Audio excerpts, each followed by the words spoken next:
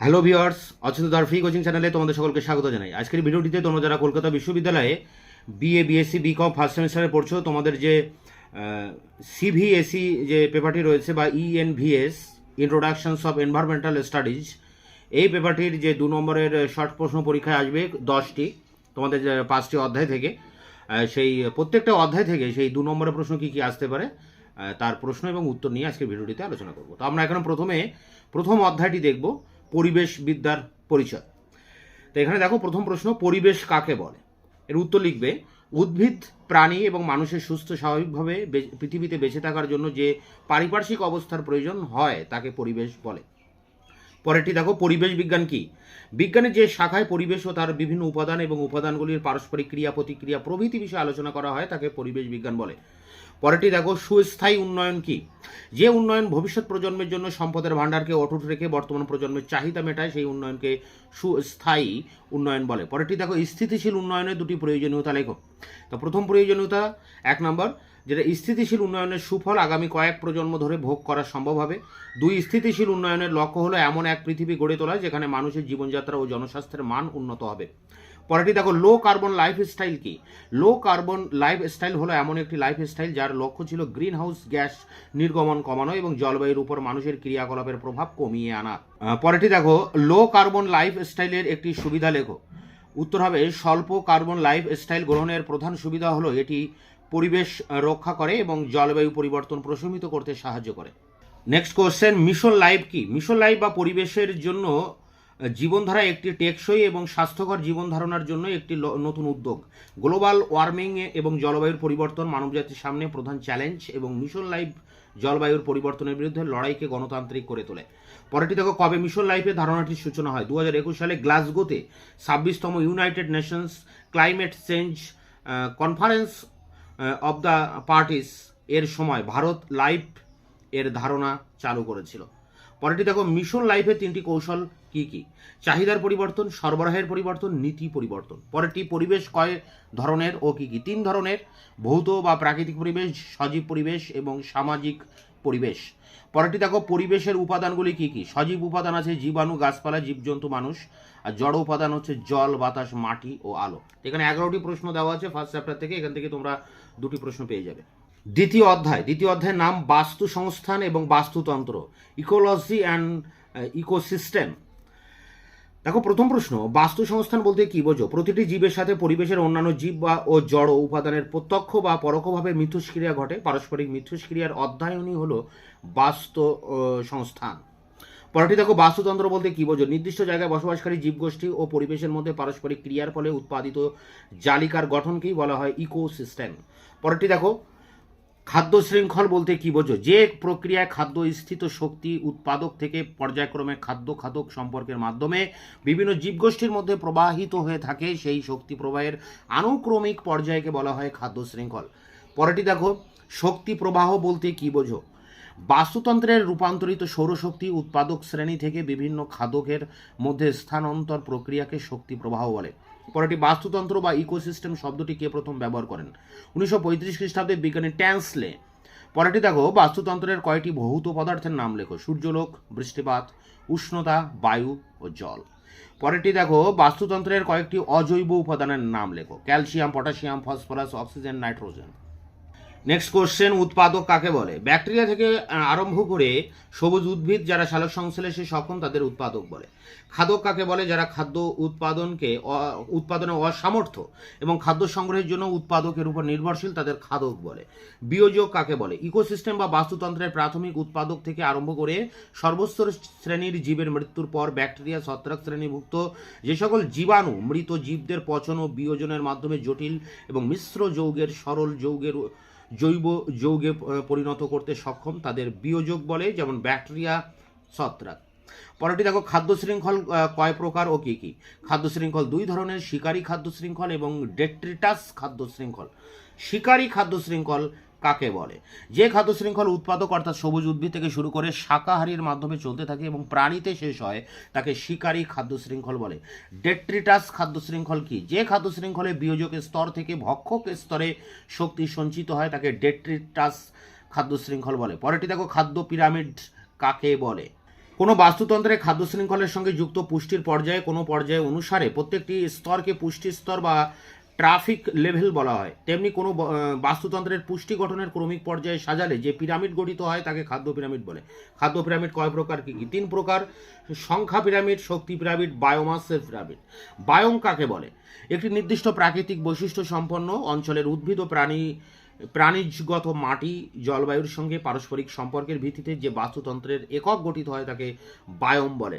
লিন্ডেম্যানের 10% সূত্রটি লেখো। লিন্ডেম্যানের মতে শক্তি প্রবাহের প্রত্যেক খাদ্যস্তরে 10% হারে প্রবাহিত হয়।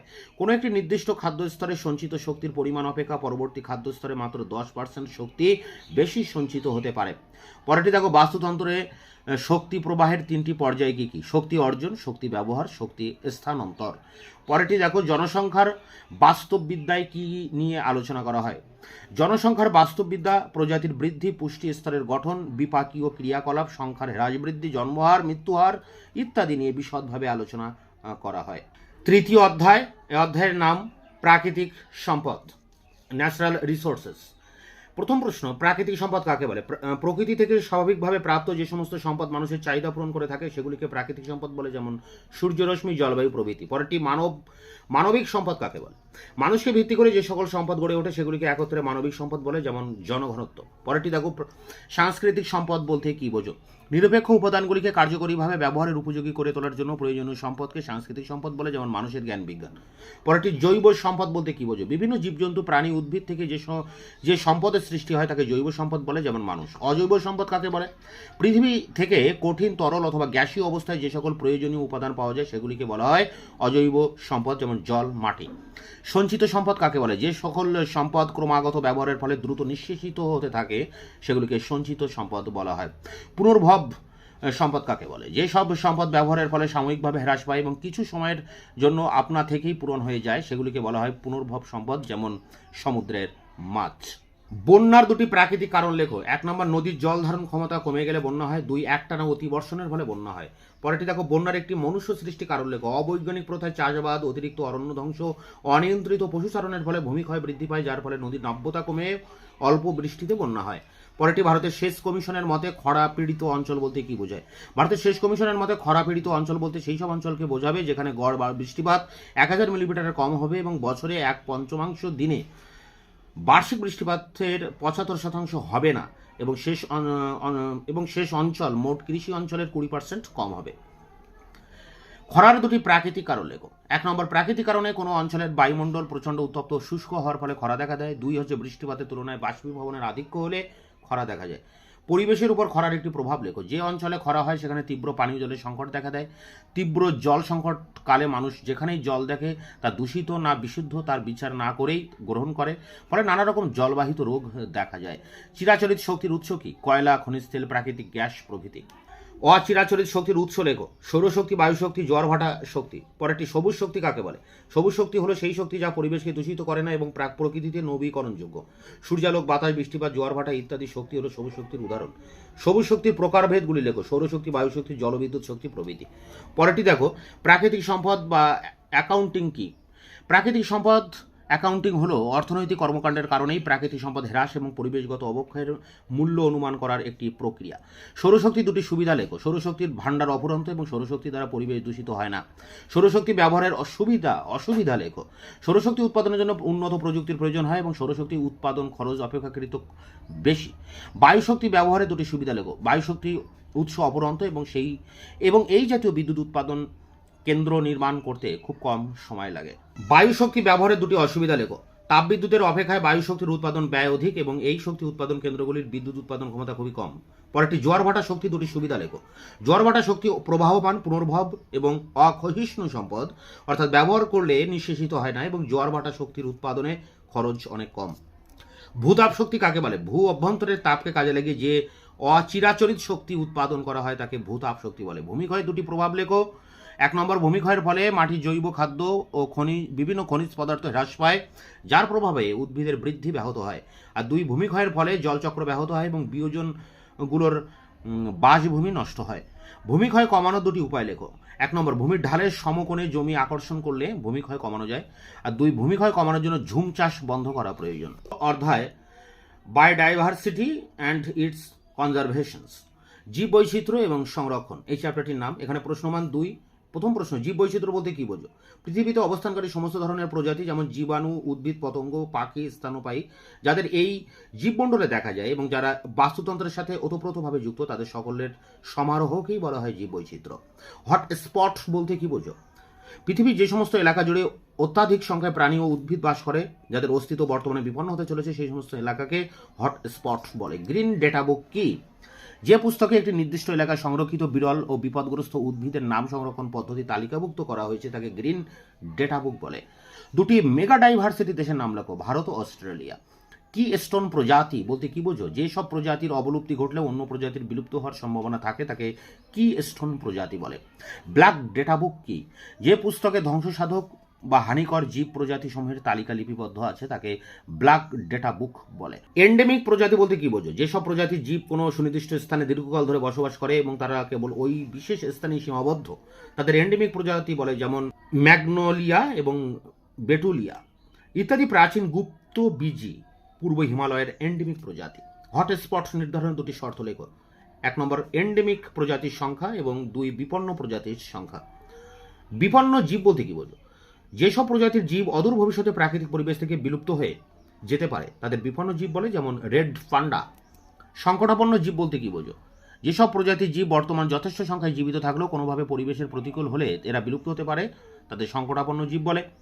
বায়োব্যাংক কি? যে ex-situ পদ্ধতিতে পরাগরেণু, বীজ, শুক্রাণু, ডিম্বাণু ও জিন যথাযথভাবে সংরক্ষণ করে রাখা হয় তাকে বায়োব্যাংক বলে।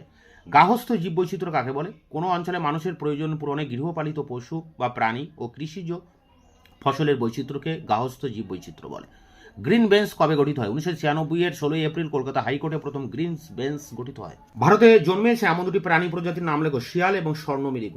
ট্রানজিশন অঞ্চল বলতে কি বোঝো? ট্রানজিশন অঞ্চল হলো বায়োস্ফিয়ার রিজার্ভের সর্বাপেক্ষা বাইরের অংশ, যেখানে বায়োস্ফিয়ার রিজার্ভ পরিচালনা করা, ব্যবস্থাপনা করা এবং মানুষের বসতি স্থাপন, বন সৃজন ইত্যাদি অনুমোদিত। পরেরটি দেখো, ভারতের সর্ববৃহৎ জীব ভৌগোলিক অঞ্চল কি? ডেকান পেনিনসুলা।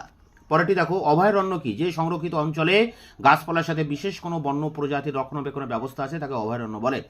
ভারতের প্রাচীন ও নবীন বায়োস্ফিয়ার রিজার্ভের নাম লেখো। ভারতের প্রাচীন বায়োস্ফিয়ার রিজার্ভ হলো নীলগিরি এবং নবীন বায়োস্ফিয়ার রিজার্ভ হলো অমরকন্টন।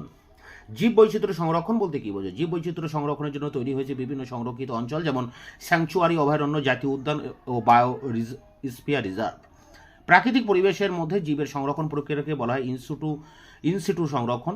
যখন জীব সংরক্ষণ তার নিজস্ব পরিবেশ থেকে তুলে এনে পরীক্ষাগারে প্রাথমিকভাবে সংরক্ষণ করা হয় তখন এই প্রকার জীব সংরক্ষণকে বলা হয় ex-situ সংরক্ষণ। জাতীয় পার্ক কি? বিশেষ আইন প্রয়োগের দ্বারা বনক্ষেত্রে যখন নির্দিষ্ট কোনো জীব প্রজাতির বাসস্থান সংরক্ষণের উদ্দেশ্যে নির্ধারণ করা হয় তখন তাকে জাতীয় পার্ক বলা হয়।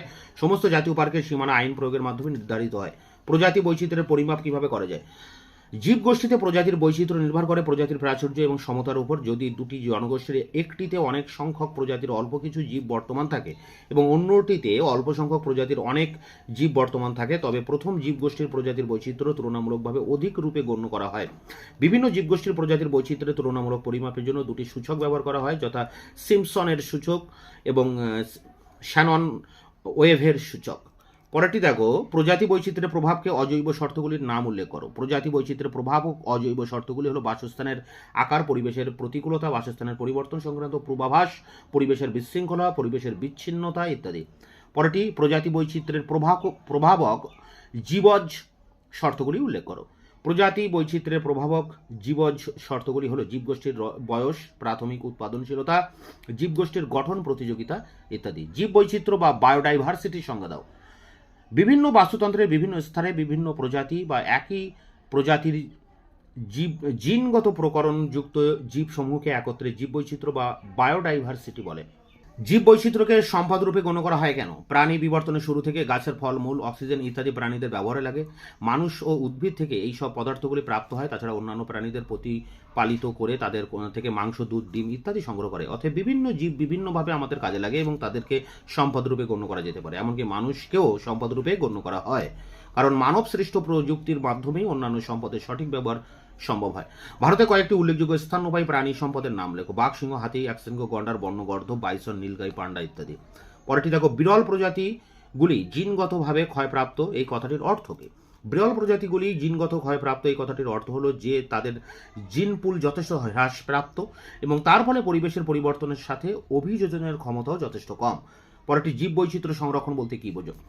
সংরক্ষণ অর্থ হলো পৃথিবীর সমস্ত জীবকুল এবং বায়োস্ফিয়ারকে বজায় রাখা। জীব বৈচিত্র্য সংরক্ষণের অর্থ হলো বিভিন্ন প্রজাতি তাদের জিনগত প্রকরণ, জীবগোষ্ঠী এবং বাস্তুতন্ত্রের বিভিন্ন শর্তগুলি সংরক্ষণ সাধন করা। ইনসিটু সংরক্ষণ এবং এক্স সিটু সংরক্ষণ বলতে কি বোঝো? ইনসিটু সংরক্ষণ হলো স্বস্থানে সংরক্ষণ যথা জাতীয় অরণ্য, অভয়ারণ্য ইত্যাদি। এক্স সিটু সংরক্ষণ হলো অন্য স্থানে সংরক্ষণ যথা পশুশালায় বা বোটানিক্যাল গার্ডেনের সংরক্ষণ। শেষ প্রশ্ন, বীজ ব্যাংক কি? কর্মস্থানে সহজে জার্ম গ্লাসম সংরক্ষণ সম্ভব হয় বীজ ব্যাংকের মাধ্যমে। অনেক প্রজাতির বীজ কম আর্দ্রতায় এবং তাপমাত্রায় দীর্ঘদিন সুপ্ত অবস্থায় থাকে, তাকে আমরা বীজ ব্যাংক বলি। তো এই ছিল তোমাদের শর্ট প্রশ্ন 2 নম্বরের। তোমাদের এই পেপারটির যে 5 নম্বরের টিকার সাজেশন সেটিও আমি এর আগে আমার চ্যানেলে আপলোড করেছি, তার লিঙ্ক এই ভিডিও ডেসক্রিপশন বক্সে দেওয়া থাকবে, তোমরা অবশ্যই ভিডিওটি দেখে নেবে।